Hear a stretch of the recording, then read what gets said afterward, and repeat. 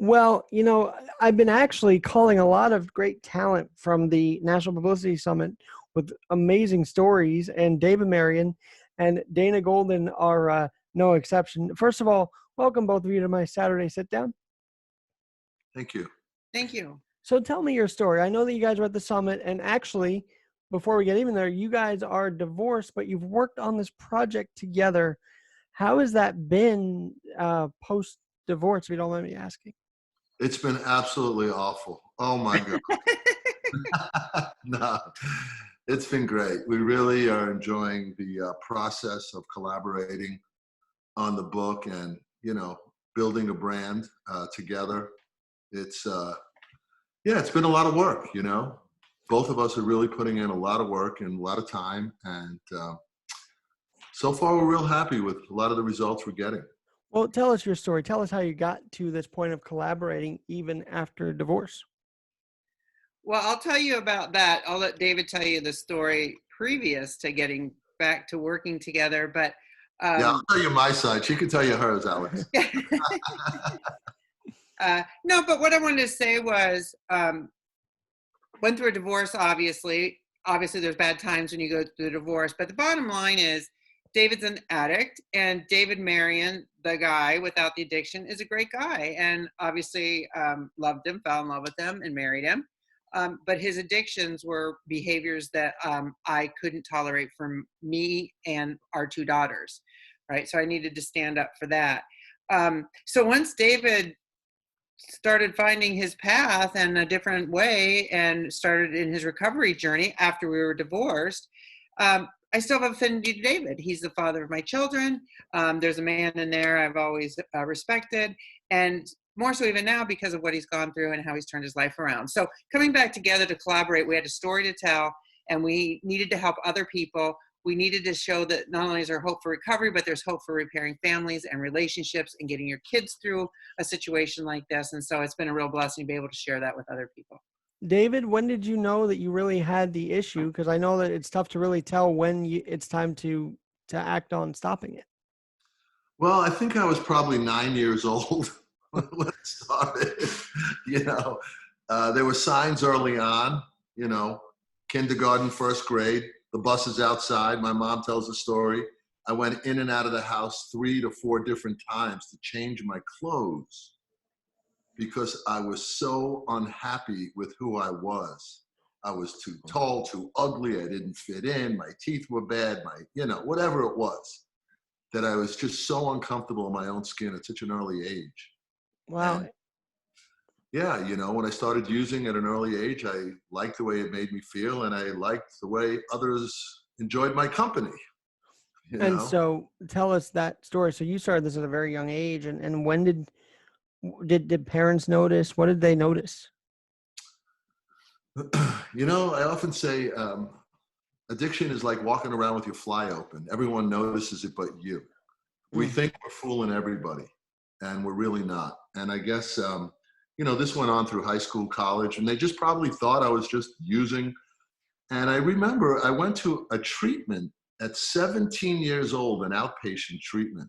My mom had reminded me recently that forgot about that one. I was a little high on Quaaludes during the whole treatment, so it really didn't stay. Alex, this is the first time I ever heard that he went to treatment at 17 years old. Wow. Yeah, wow. That's new to me. It was an outpatient treatment in Nassau Community College. I'm sorry, the question was? Well, so first of all, you guys are New Yorkers. I did not know that you guys were New Yorkers. I am. Dana's is from Columbus, Ohio. Well, so being on Long Island, did that influence you at all? Because I know it's a small town kind of, and there's not much to do. So what was that environment affecting you too? Well, I lived in a really nice, neighborhood on the North Shore of Long Island. And, everywhere you were, it's the Gold Coast of Long Island. There's a lot of money everywhere.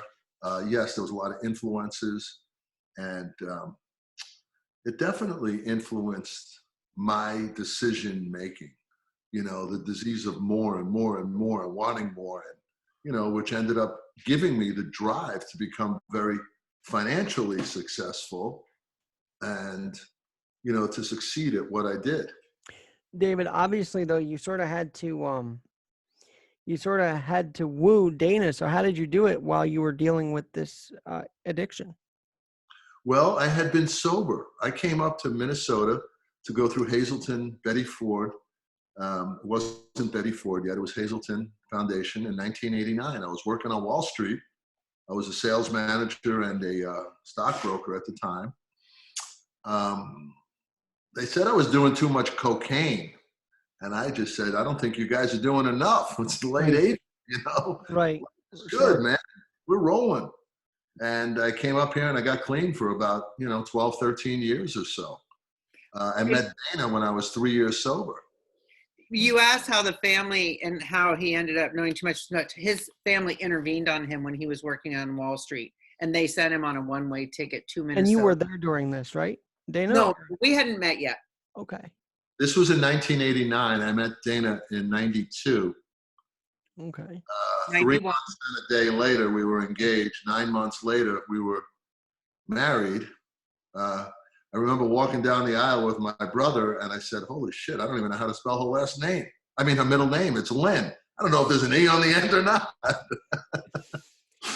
It was quick. And Well, that's interesting. So you're sobered up, and Dana, you didn't know this part of there was a part of him that was addicted, did you at the time? No, I knew he was sober. He had been sober for about 3 years, and I really appreciated that. I had a fiance in the past that was using and ended up in treatment, and I was so thrilled that I had met, because I'm a codependent, kind of attracted to the addict types.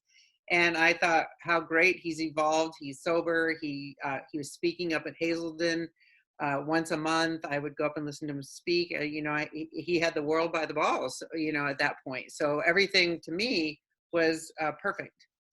And then when did it all unravel? What was the point that you guys started to see things were not as perfect? Well, I had a bunch of knee surgeries, and I said the first knee surgery that I had done, they put me on 180 opioids, and I took 2 of them, and I just loved the way it made me feel. Immediately called the doctor and said, Doc, you're never going to believe it. I'm going to the bathroom. I open up the pill bottle. They spilled down the toilet. David, I'll write you another prescription. It was that fast. I tried to stockpile my supply. And I got to ask this, did you become a supplier to others as well, or was this strictly to you? Never. Okay, Never. good. Because I was making ridiculous amounts of money we were making. I had opened up a gold and silver brokerage firm here. I started working when I got up here with a good friend of mine who I brought up from Miami, who I had known since years and years. Long story short, he overdosed and died in 2000, and we bought the business from the family. And I watched him overdose. I caught there. I was giving him mouth-to-mouth resuscitation as he died. He was dead prior, but I still had to try. And did that change you watching that? Giving him mouth-to-mouth? Well, no, watching this happen, did that change you? No, not at the time. Wow. Not at the time. That's It's always the same excuses. It's never going to happen to me. I'm not as bad as him. They're doing harder drugs. And it turned out he died from the same drug that I ended up becoming addicted to. And that's such a big topic too. I mean, let alone your story. In America, we still have people addicted to painkillers alone, and we've got to stop that trend, don't you think? Yeah, I have actually worked in, I sat in the Capitol in St. Paul, Minnesota last year for 9 months, working with bipartisanship to come together to create the first opioid stewardship bill to hold the pharmaceutical companies accountable, increase their registration fees, use the money for prevention and education in the high schools and junior highs. And it's a phenomenal bill that we created here. And I was. And 9 months later, I'm sure you're seeing success, and that must really make you proud.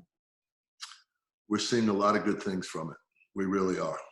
And Dana, how about you? This thing happens in 2000, and yet he still keeps going. So what was your thought process?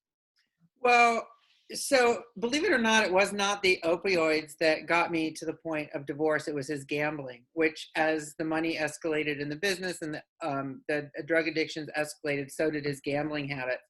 And it was just financially causing havoc in our lives. We were taking out second mortgages to pay the taxes every year on what he was gambling, and it was just Explain that though to Alex. so. In Minnesota, we have an alternative minimum tax, so you cannot write your losses off against your gains like you can with the IRS. So David was Bally's in Vegas' largest slot player at the time. And it's because he was playing slots, he would get W-9s right at the slot machine every time he hit a jackpot over $1,100. And he was running, what's that, David? Over 1,200, yeah. $1,200. Wow.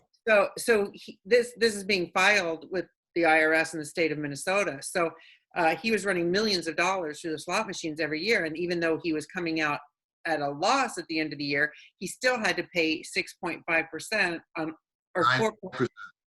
How much was it, David? 9%.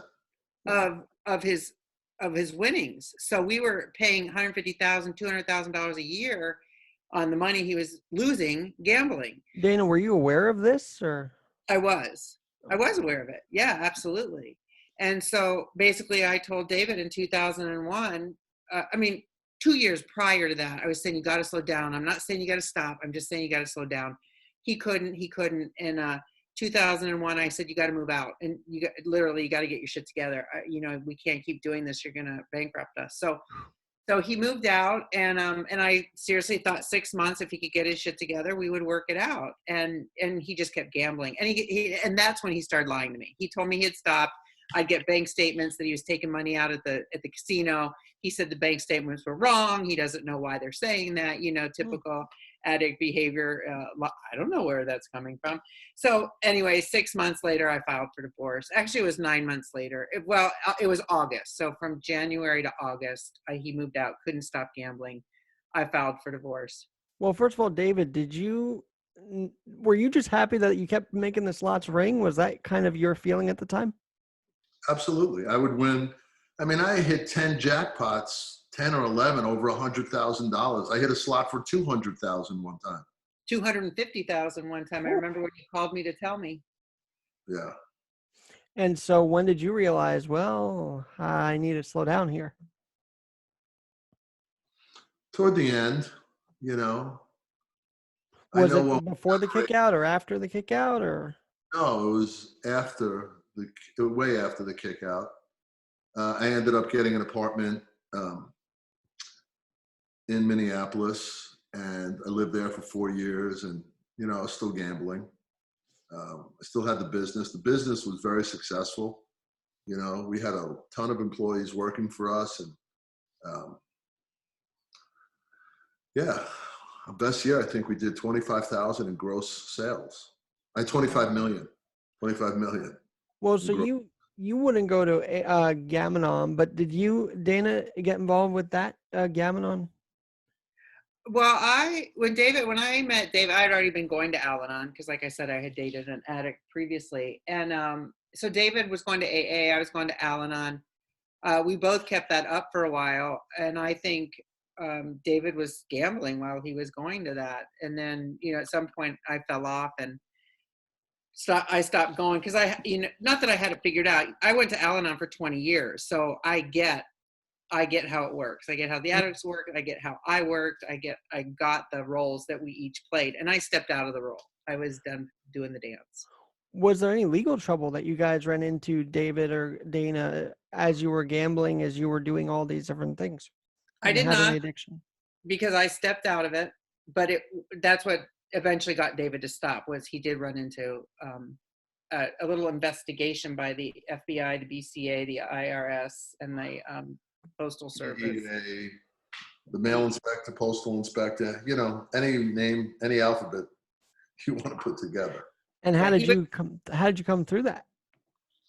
Oh, it was I'll tell you, there's a story that the day I came to my office, downtown Minneapolis,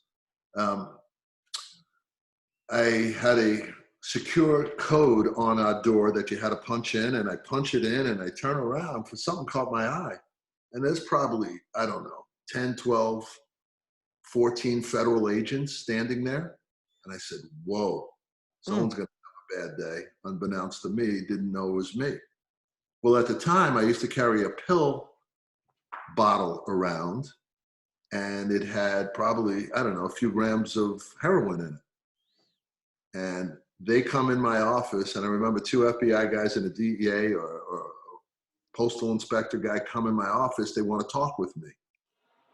And I am sweating profusely because all I can think about is having this dope on me.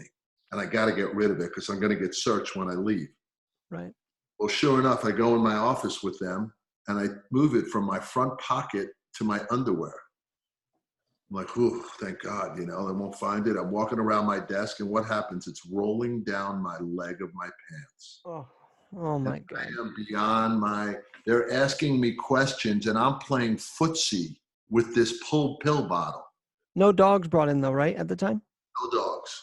No, they didn't have any reason for it. And sure enough, I grab a pencil on my desk and I start tapping it, and I drop it on the floor. I pick it up with the pill bottle. I put it in one of my drawers, and my lawyer calls and said, you could leave.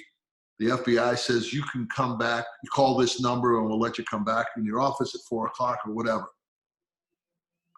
Well, for the next 7 hours, I'm thinking my life, as I formerly known it, is really over, right? Not only am I getting investigated for mail fraud and money laundering, now all of a sudden it's going to be heroin too. I get back to my office around 4 o'clock, and what's the first thing I do? I look at my desk. Every drawer was thrown out all over my desk. I don't know what they were doing or looking, and I'm searching for that pill bottle. I'm going to tell you the power of addiction, Alex. I sure enough find that pill bottle, and what's the first thing I do? I open it up and do 2 lines. Just been investigated by every agency in the Federal Bureau there are. And the first thing I could want to do is get high. That's the power of addiction. And that's, this kind of story, you're saying it so stoically, but I have to believe there's emotion still that you feel telling the story itself. Yeah, there's a lot of emotion to it. There's a lot of embarrassment. There's a lot of shame. There's a lot of a big letdown. I am not that guy, but I was that guy. And I really think that's the power of what happens when people get wrapped up in their types of addiction, completely out of control. That nothing else matters except the next hit, because your body is physically craving it. And if you don't get it, the pain, it's almost as if somebody is inside you trying to cut themselves out with a steak knife, is the only way I can explain this pain. Because when I ended up getting sober from this before I went to prison, the story was the nurse in this hospital I went to detoxify for 30 days. She says after 3 days, I came to, I guess, and I started screaming for her. And I asked her, what's going on? She says, sir, you've been balled up in the corner making farm animal noises for 3 days. We would bring the food in. We put the cuff on your arm to make sure you're still okay. You were eating the food. You never got off that corner floor. That's what kind of pain it was in. Did it almost feel like, did you ever feel like you were about to pass away, or was there? I wanted to be dead. I wanted to die. It would have been easier than having to go through that. So what kept you alive? I mean, obviously you probably had a faith in you that you could survive all of this. And Dana, chime in as well, what you were going through as all this is happening. Well, when this was happening, we weren't together, but obviously the kids he's still the father of the kids. So for a while, he didn't want them to come see him because of the shame and embarrassment. But as soon as he was able and feeling up to it, I would take the kids there as often as I could so they could visit him. And we just wanted to be a support to him. We knew what he was going through and how painful it was and how long this addiction had gone on. And he hadn't mentioned, but at one point he ran out of the Oxycontins, his black market, because he was buying them $8,000 at a time on the black market, and that source dried up. And he was in so much pain from the detoxing of that he called a friend over who put out a line in front of him and said, don't ask what it is, just do it. And I can take away your pain. And that's when he got hooked on heroin. And I didn't know that until well after we were divorced that he was ever doing heroin. I always thought it was just the opioids that he was detoxifying from. But so, with the kids, I mean, I wanted to be a support to him. I wanted him to know we were behind him getting healthy, because it had been way too long that he wasn't. Well, that is love right there. I mean, that is just love. And I love that you guys are sharing this story. And to be honest, it's one of the heaviest conversations I've ever had on this podcast. And the interesting thing, when you meet David and Dana at the NPS, they're very chipper, like, hey, we got the story. And then I'm like, wow, we're getting in depth here. So I love that. Family secrets. I mean, did your families know? Did you try and keep this as secret as you could? Or what was their role? Obviously, with David, they were involved early. But how about in the later stages? Were they still involved? What were their reactions? They Well, knew. you have to realize his name and pictures were plastered all over Minneapolis and St. Paul newspapers while this indictment was going on, and On the pictures front page. on the front page. And our kids had to endure that. They're in junior high school at the time, so yeah, I mean, it was a lot, and you're right, it was very heavy, and keeping kids sane through that, and it's not so much the other kids, but the parents of the other kids are saying, hey, did you see about Sophie's dad in the paper? And so the kids wouldn't know, they're not reading papers, but then the parents bring into it, and the kids, it's a whole thing keeping them sane through it, let alone keeping David sane and recovering. And yeah, so it was a lot. We know that, sometimes people could be judgmental. So were people really saying, or even the school saying, hey, we're going to call NP protective services on you guys? Or was there that threat? No. That's What'd you say, David? Never once. Oh yeah, I thought you said once. I'm like, really? Yeah, no, because the kids were with me. We were divorced. I had full physical custody of them, although David had rights to see them whenever he wanted. So that they were always safe. There was one time, so I was close to a secretary of his at the office, and she would let me know if he was really bad at the time when it was his turn to take the kids or whatever. So I would make up excuses and whatnot to not bring the kids over if I knew that he was really high. And one time he wanted them, and I said, no, I'm not going to bring them over. And he threatened to put out an Amber Alert, and I took the kids out of my house and we went to a park, and the kids didn't know what was going on, but I didn't want him coming over high, picking up the kids. So there was definitely some of that. Well, let me ask you, do you feel like sometimes the moms of kids and the dad in the situation are kind of weaker and they would bring them to that situation? Like, what do you have for advice for those who may not have the will that you had? Well, kids have to come first, and their safety has to come first. And, it's not a matter of my strength or his intimidation to want the kids. It's about, I got to protect my children. And if you always put the kids first, which is exactly why David and I are doing what we're doing now together. I mean, we've always put the kids first. And even when David was high and stuff, he was reasonable enough most of the time to understand, kids first, let's keep the kids safe. It was hard to remind him at times, you have an addiction, right. You're not in a healthy place, but you just got to stand up. Now, they've actually come together and made this book, Addiction Rescue. And I think it's a huge story, especially now, because in quarantine, we still have addiction happening. We still have issues rising while we're all locked in. And that's why I thought, what a timely conversation. But first of all, with the book, this has to be some catharsis for you guys to collaborate on this. Yeah, definitely. The book is it's a self-help book, but it does share quite a bit of David's story. But we wanted it to be a really great blend of research, factual numbers, advice, David's story, and the tools and tips that people need to, first of all, identify if there's a problem. What are the excuses? What are the warning signs? And what are the rules that are going to require of you to get into recovery? And what are you going to need to do to stay there? We have a 5-action process to get in and stay in recovery. And it's really a book to help other people find their happy ending. And I can guarantee it's as raw as we're having this conversation, because they call it the No BS Guide to Recovery. So now that leads me to my next point and question. Is there a lot of BS going on when it comes to recovery that people are being told that maybe we shouldn't listen to? Yes.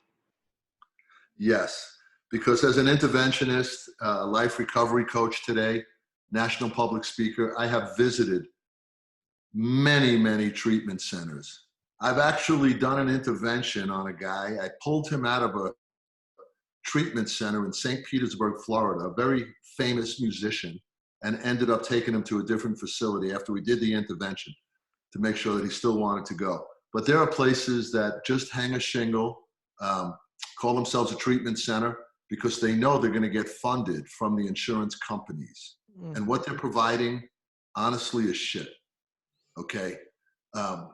There are some really, really renowned places in this country. The key is, if you have an addictive personality or a problem that you're dealing with, honestly, 30 days on a rinse cycle is not enough time. If you've been using 20, 15, 30 years, whatever it might be, you're going to need an extended period of time to retrain your mind, body, and spirit to live a different way, because you are so programmed into the habitual life of an addictive person, and everything needs to be programmed. You know, they often say it's an easy program. All you have to do is change your entire life, you know, and it's Right. really, it's quite a daunting process. That's why many don't get through it. David, though, I could sense, because we're here today talking, you had the will, and did you believe in God? Has he been in your life as well? What was his role in this? Yes. I finally, I connected with a higher power who I choose to call God today. And believe me, it took a while. My first run through recovery, the first 10, 12 years, I often said I would go to meetings. I had sponsors, I had sponsees. I was working the deal. I learned this program inside and out, but I was missing the spiritual component because I hadn't changed a lot of my behaviors, because I was still hanging out with guys that were still using, coming in and out of the program. And I'd lived with 4 guys before I met Dana, and, bad influences, not only on me, but probably me on them. I was still wild.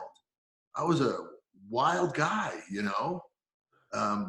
doing crazy things. I was an excitement junkie. Didn't bother me to get in, crazy nights or whatever it is. Dana, did that actually sort of draw you to him because he had this kind of side that was exciting and adventurous? And Oh, for sure. You just by talking to I him, could see it. Yeah. he's charisma. He's the life of the party. He's, was super successful and fun. And yeah, I was very drawn to all of that. And at the time he was sober. So, it was like the perfect combination. Well, for you also, did they, as a family member of an addict, did they give you BS things to do too, or what? I really wasn't involved in his treatment, because the first time he went to treatment, hadn't met him yet. And the second time we went to treatment, we were already divorced or separated. But on Monday nights, we used to go to a meeting together. I went to my AA meeting, and Dana would go to an Al-Anon meeting in the same church. Yeah. Oh, wow. So we were very involved that way. And one thing I do want to mention about our book, Alex, is that we do not subscribe in the book to any one type of program. There isn't a one-size-fits-all program for anybody. And yes, 12-step program is very successful for a lot of people, but we do approach all different options depending upon what the addiction is, how long you've had the addiction. There's more options than just a 12-step program. And we do refer to the spiritual piece a lot, but it doesn't always mean it has to be God. Sure. It can be the universe, whatever power, just greater yourself, something to help hold you accountable and be accountable to. Absolutely. Let me clarify that. I want to just add on to that a little more. I'm a 12-step guy, right? For me, but I have worked with so many people, and I have seen holistic therapeutic approaches to recovery become successful. And I always say, I don't care what path it is. If you want to do equine therapy, you want to do a wilderness excursion, there's surfers therapy, whatever it might be, there's, CBT, any type of therapy, but you got to get on a path. I don't care what it is. You have, and this book tells you about that. Part of the 5-step action process plan is that you got to get on a path. You have to do something, because if you don't take any action for your behaviors, you're going to end up doing the same thing, right? Well, can I get a little personal? Because this is kind of something I've never said on my podcast. But one time, because I'm only 90 pounds, like I'm light because I only have one leg, and so I don't think I have a lot of that weight from the second leg. Anyway, I tended to drink a lot myself, and My mom exposed me when I interviewed her on Mother's Day, so I'm just going to add on to this. She actually talked about this on my podcast on Sunday, so for Mother's Day, which was good because actually got me thinking about those times and how I really corrected course. Well, one time I kind of fell on my rollerblade on one leg at Penn Station, and then I said, you know what? Done. I'm not doing this anymore. So And that's when you quit drinking? that's when I pretty much said, this is it. Wow. Wow. So, Thank I you. mean, You had followed that program. sorry about that, Dave. What did you say, David? It's a complete mindset. You know, some people have the ability to just stop. For me, and somebody who really is an addict, there's a mental obsession that happens, Alex. And what that mental obsession is, I could be driving down the road on the nicest day doing great. And all of a sudden that thought comes in to get high, go gamble, go do hookers, whatever it might be, you know, and I act upon that. But I also have a physical allergy. Now, I don't have a physical allergy if someone's allergic to berries or peanut butter or nuts. They might break out in rashes, right? When I drink and I use, I break out in spots. Vegas, Mexico, prison. I mean, I end up in spots you wouldn't believe. So I can't control it. I cannot. I don't have a shutoff switch. I often see people go out and have a drink and they leave half the drink. And I used to think, my God, are they going to finish that? What the hell is wrong with them? How do they leave a half a drink, right? Yeah. Yep. Is what happens. And what controls that mental obsession? It's a spiritual malady. Spiritually, something is missing. Because if I had a connection with a higher power prior to, I knew how to squash that obsession. And we talk about that in the book. We talk about the power of obsession, that it's got to be dismembered and dismantled immediately. Otherwise, what happened? The thought comes in. We're acting it out. Well, I'm romanticizing about a scene already. I have played it out. My God, it feels so good. The next thing I do, I'm sitting at that bar drinking, or I'm sitting in that crack house, whatever it is, because I haven't disrupted the obsessive thought process. Now, are you talking about today, or this was prior to all of the soberness? No, this is today even. It's what I work with guys in. That's, you know, I dispense that message on the importance of that, shattering that obsession, disrupting it. Alex, are you asking if he still gets those obsessive thoughts to go use or gamble? Yeah. Yep. I don't get him in the same obsessive way that I did. A lot of times, you know, listen, I call it the boys in the committee upstairs, and they go nuts. You know, it's almost like there's a circus up there. There's a juggler, you know, there's a trapeze guy, and there are guys going on in there. And, but you know what? I laugh at them today.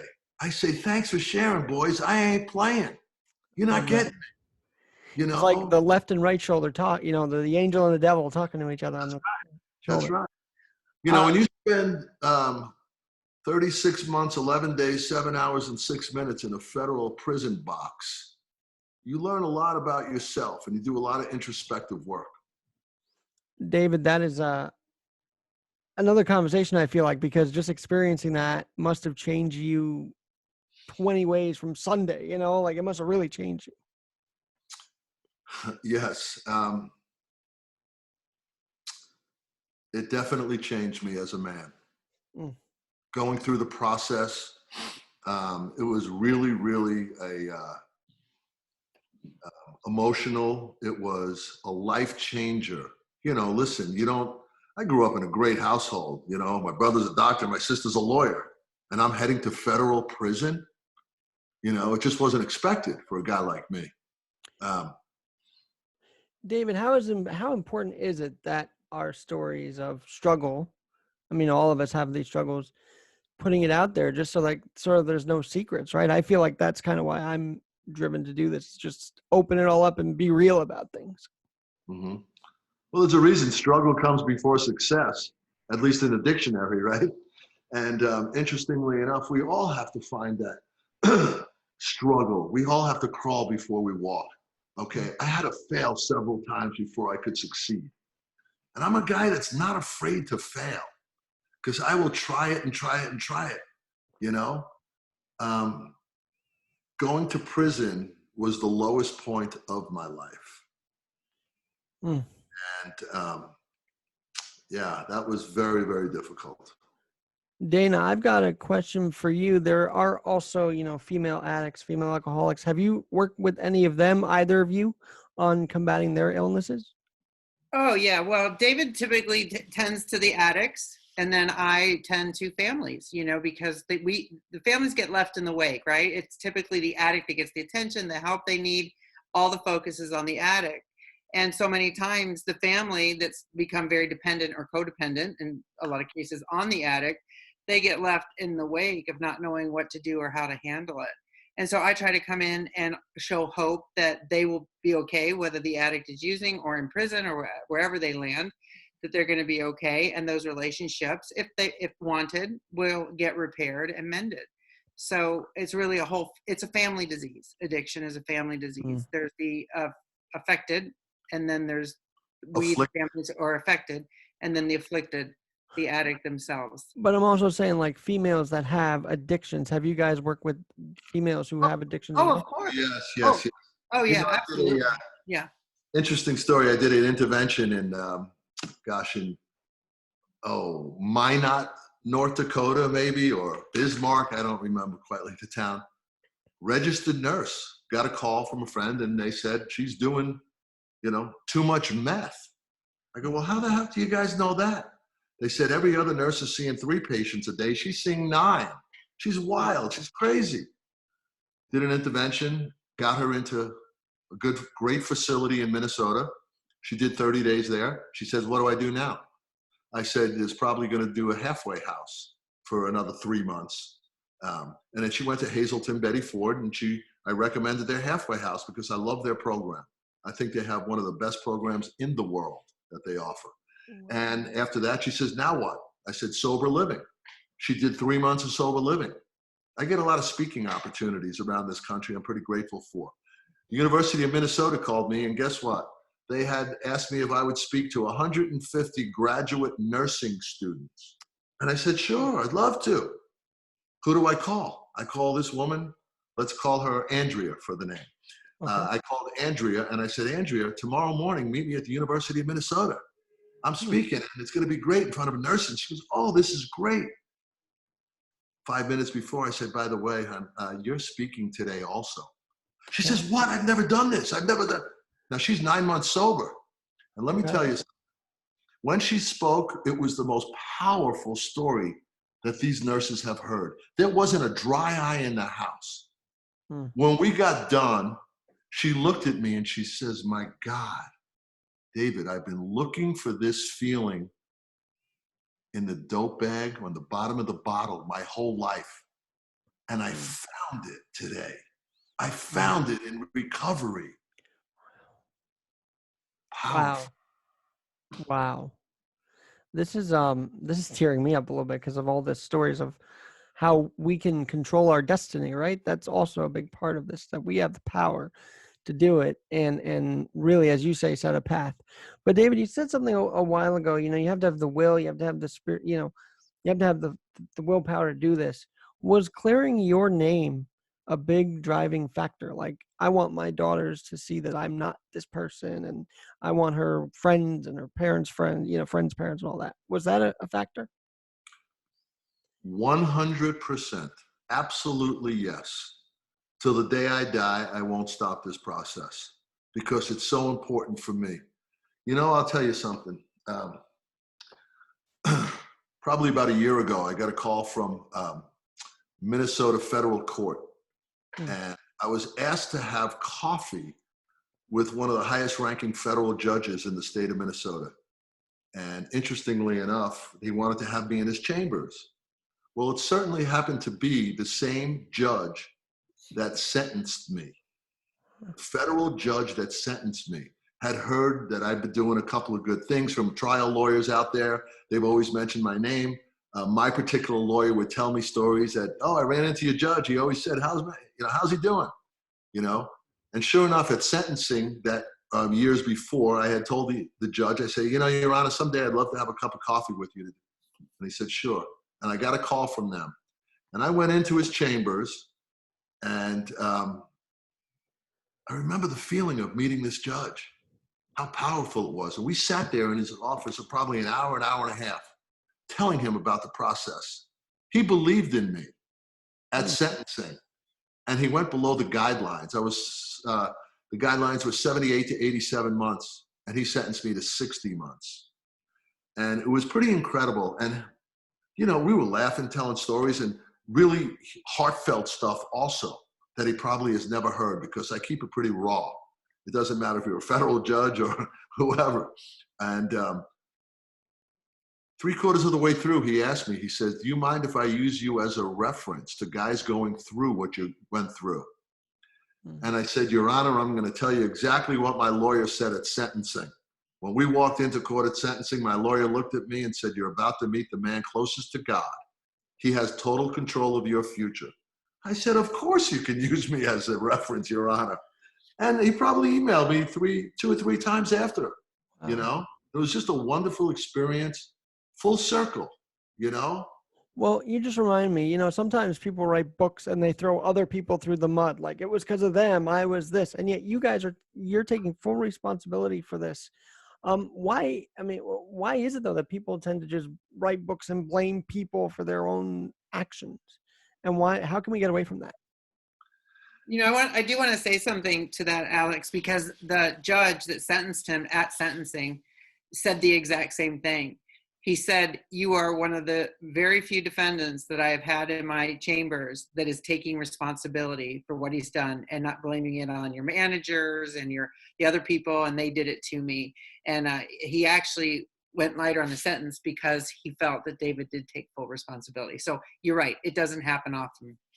And he also had so many letters from the community members and people, whether it's other just really well-to-do people who knew the character of me. And nobody asked to reduce my sentence per se.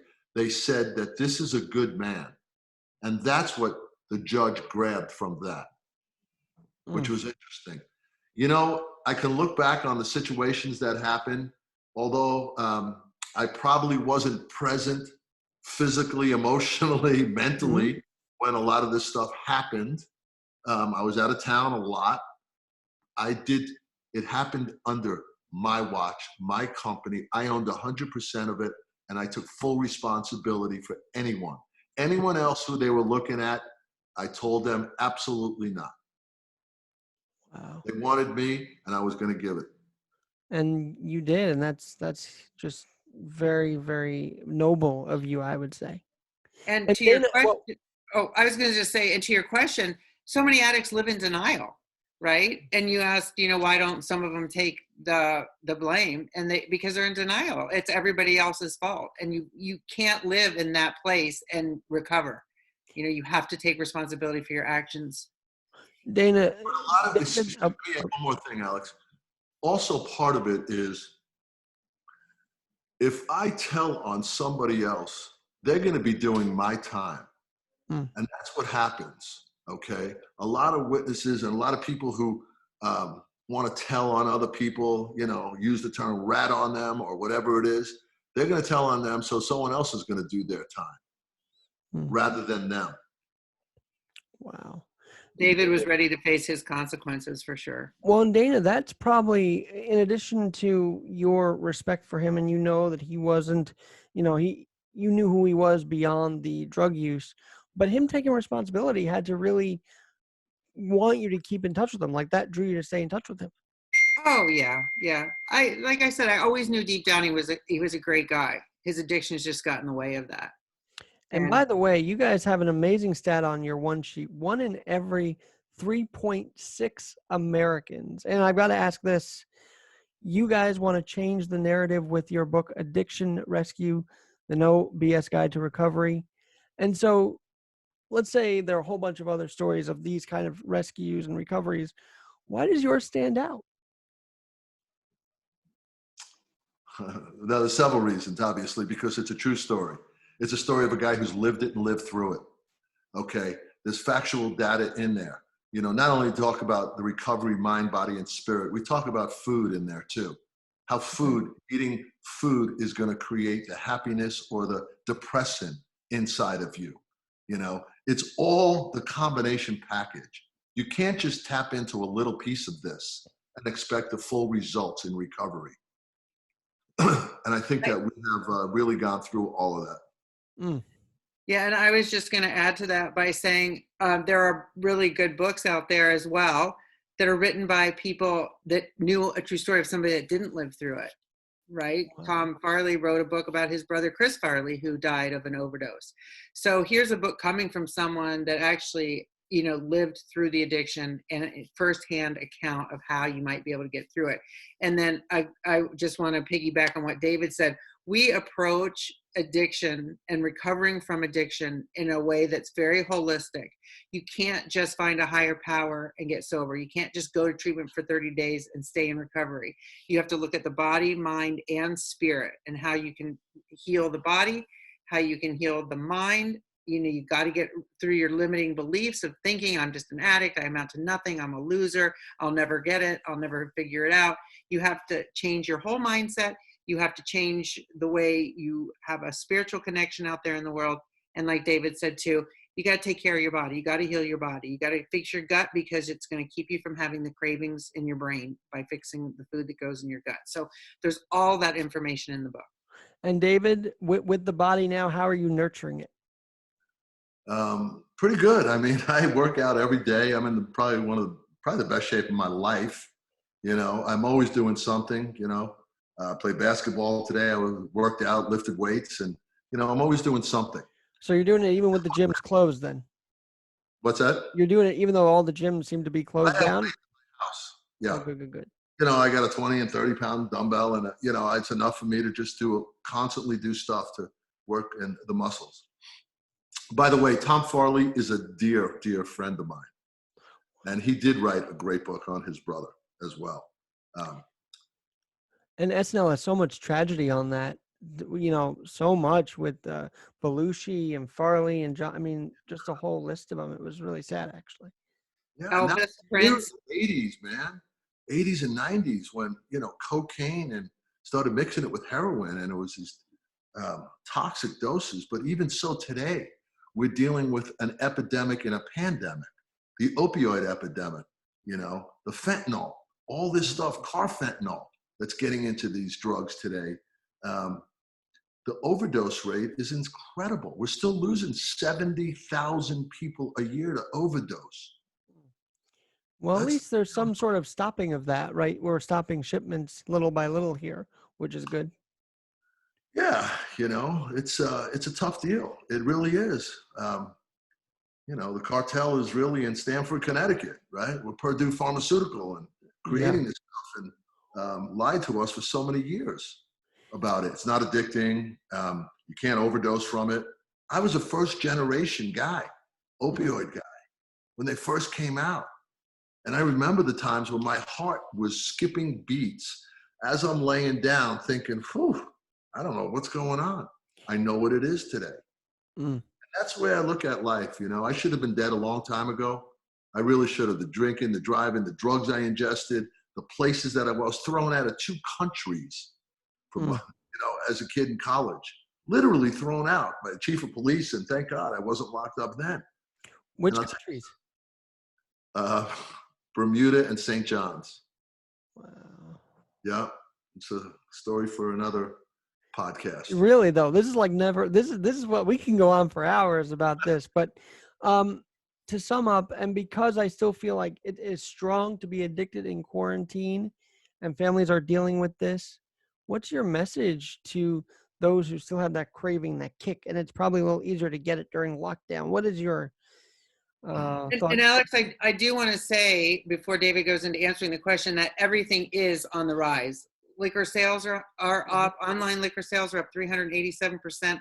Marijuana sales, drug sales, they are all up. And we've talked about, everybody's talking about the COVID-19, you know, weight gain, everybody's binging on food. So there is a ton of it going on. And not to mention, David's hearing about relapse, people that have been 5-10 years sober, relapsing for the first time during this, and the calls to the helplines and the treatment centers are up too.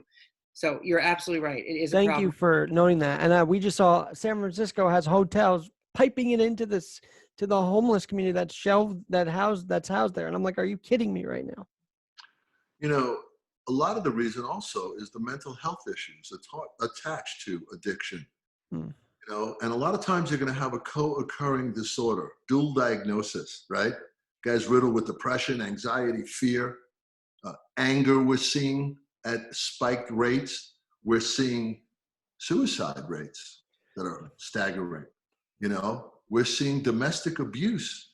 These are numbers that are just, we've never seen anything like this. I know people, I've gotten calls that, you know, couples that are very successful, the husband is sober and their bills are astronomical. They are both out of work collecting unemployment. And what happens? The husband relapses because of financial insecurity. And he is a mess. Now they're in the process of selling a home, getting divorced. I mean, these are the stories that I'm hearing, the real life stories of what's happening in this. I spoke at a meeting last night on Zoom, an AA meeting. And I talked about the current landscape. You know, I could get to Pititaka, and there was a lot of people on this meeting, and they were grateful for that topic because the current landscape is a breeding ground for addiction right now. You know, people are getting hooked on stuff they've never been hooked on, whether it's online gambling, porn, shopping, drinking, smoking. It's all these different outlets. Food is another one, right? And it's really dangerous what's going on. In the book, we talk about some of the tools and techniques as well. How do we approach this? How do you live in a situation like this and ask for help? Yeah. Right? You pick that 400-pound telephone up and call somebody. I was just going to ask you guys, have you had calls from people relapsing during this time? I can't tell you how many calls I've gotten. I looked at my phone yesterday, Alex. I talked to 16 different people, either in recovery or trying to get back into recovery. It's a large number of people on a daily basis. That's my life. And I love it. I'm blessed. Can I ask you guys a weird question? Because I'm kind of feeling this. Podcasting is my outlet right now, right? I can't really go out. I can rollerblade around town, but like podcasting is kind of my thing. But what if people start saying, oh, you know, you're saying too much about yourself on the air? Like, is there a possibility you could get addicted to doing something like this, podcasting, and saying the wrong thing? You know, there's podcast anonymous meetings now that they're talking about. A lot of the podcasters are on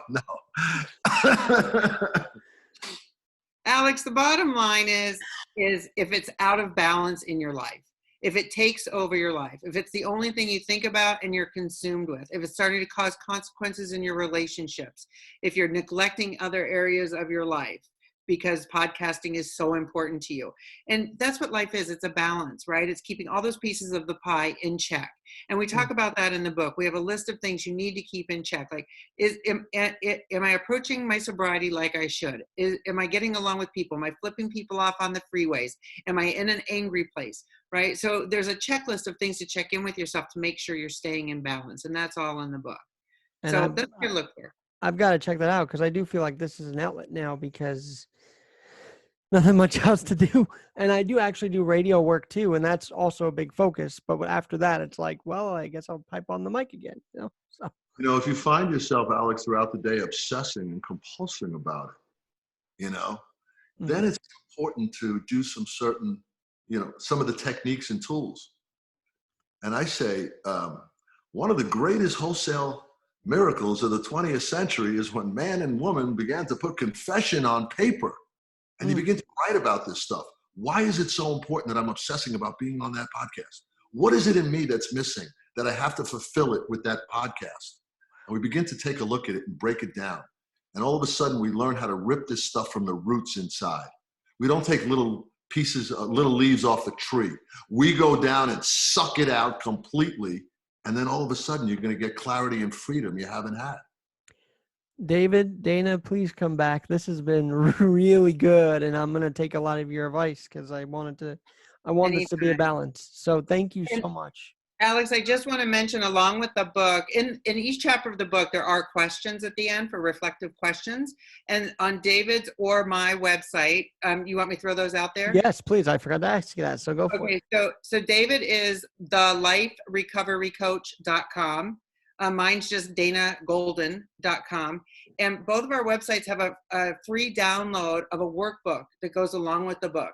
So it has a summary of each chapter. It has the questions from each chapter, and it gives you the writing space. You can print it out and have writing space to do those reflective questions. And it's a great tool to, soul search, do some journaling, figure some things out. It's really helpful. So, and that is a free download.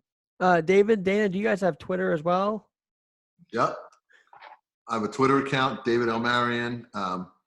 Also, I'm on social media. I have a business Facebook page as well. My email is david@theliferecoverycoach.com. My phone number is 612-849-7509. I usually, get a lot of calls, and I always, if I'm busy, I always say, if it's an emergency, call twice in a row. That's how I know. I see the same number coming twice. If I'm in a meeting, I'll step out because this is life and death what I deal in. Being on the front line fighting addiction, I don't know if I miss that call, there's going to be another one. Well, that's. Please reach out. If you ever have any questions, we'd love to talk, and we're here for anybody and everybody. Well, we will definitely take you up on that. David Marion, Dana Golden, thank you so much, and God bless you both. Thank you for your time and the opportunity to speak with you. And we'll be back. It's Keep It Real with Alex Garrett, Saturday Sit Down. Talk to you soon.